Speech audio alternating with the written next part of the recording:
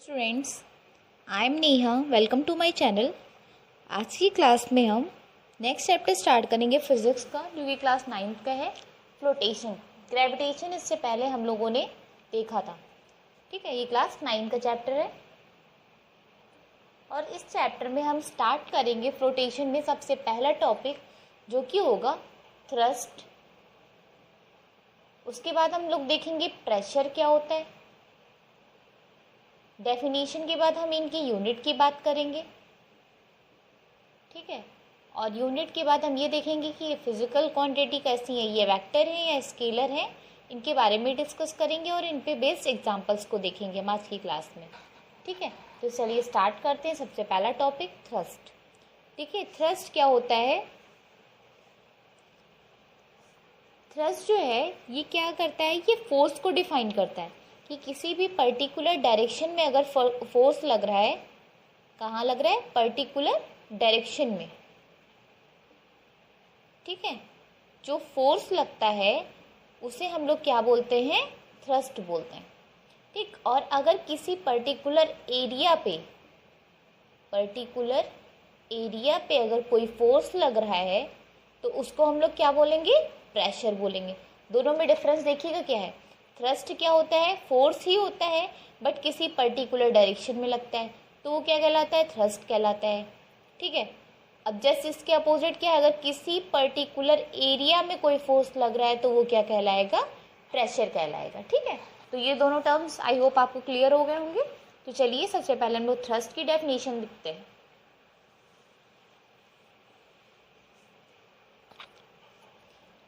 First heading लिखिए thrust. तो thrust क्या हो जाएगा? It is the force that acts on a body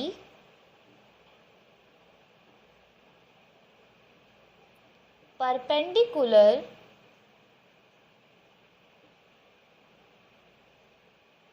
to its surface।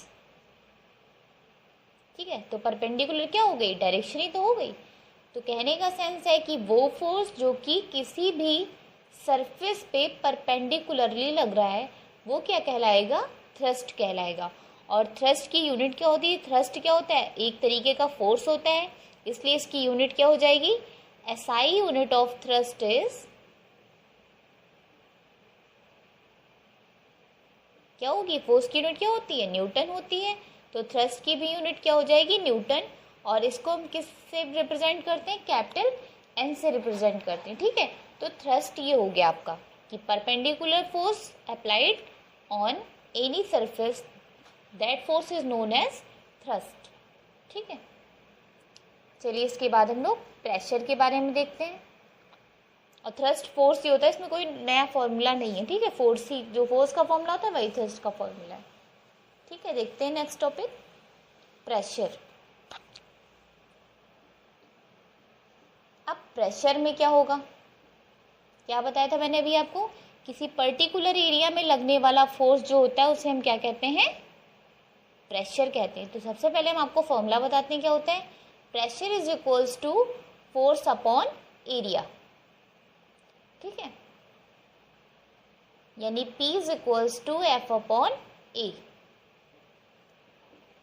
ठीक है, तो आप ये भी कह सकते हैं यहाँ से एक डेफिनेशन कि अगर एरिया को हम 1 मीटर स्क्वायर कर दें तो 1 मीटर स्क्वायर एरिया में लगने वाला फोर्स क्या कहलाता है? प्रेशर कहलाता है। ठीक है, इस तरीके से भी डेफिनेशन लिख सकते हैं हम लोग। डेफिनेशन आपको रट्टा मारने की ज़रूरत नहीं है, आप फॉर्मूला अगर आपको पता है तो आप उसकी हेल्प से भी डेफिनेशन लिख सकते हैं। ठीक है, चलिए फॉर्मूला आपने लिख लिया होगा, डेफिनेशन देखते हैं। लिखिए pressure is the force that works on unit का मतलब क्या हो गया? 1 metre square unit area of surface. ठीक है, तो फॉर्मूला आपने लिख ही लिया था। क्या लिखा था? P is equals to F upon A। अब अगर हम इसकी यूनिट निकालना चाहें तो हम इसकी यूनिट किस तरीके से निकाल सकते हैं? अभी मैंने आपको बताया कि यूनिट कैसे निकालते हैं। यूनिट जैसे प्रेशर की कही गई है, तो फोर्स की यूनिट क्या होती है? फोर्स की यूनिट होती है न्यूटन, और एरिया की यूनिट क्या होती है? Metre square. तो प्रेशर की यूनिट क्या हो जाएगी? न्यूटन पर मीटर स्क्वायर। ठीक है, ये चीज़ हो गई। इसके बाद हम आपको एक और डेफिनेशन लिखवाते हैं छोटी सी इसी की, जिससे आप उससे भी लर्न कर सकते हैं। ठीक है, देखिए क्या होगा। यहाँ पे आप लिख सकते हैं force acting per unit area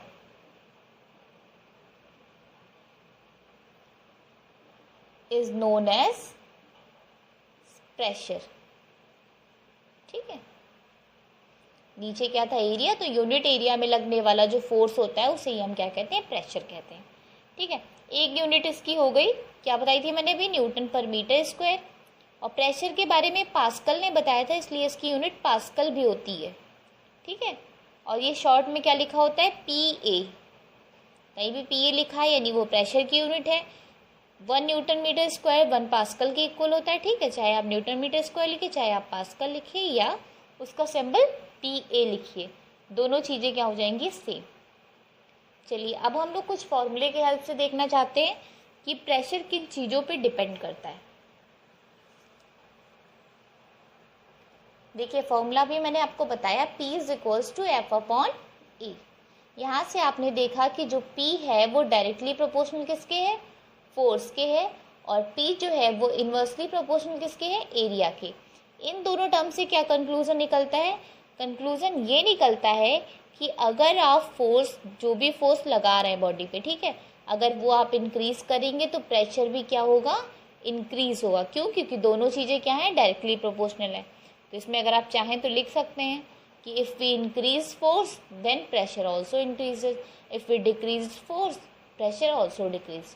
ठीक है, अब एरिया की बात करें अगर हम, तो ये इन्वर्स रिलेशन है। इन्वर्स रिलेशन का मतलब है अगर आप एरिया को कम करेंगे तो प्रेशर ज़्यादा हो जाएगा, और अगर आपने एरिया को ज़्यादा किया तो प्रेशर कम हो जाएगा। इसमें वाई मतलब उल्टा होता है। ठीक है, अगर आप इसे इंक्रीज करेंगे तो ये डिक्रीज करेगा, इसे डिक्रीज करेंगे तो ये इंक्रीज करेगा। ये चीज़ आप ध्यान रखिएगा। इन पे बेस्ड क्वेश्चन भी आते हैं।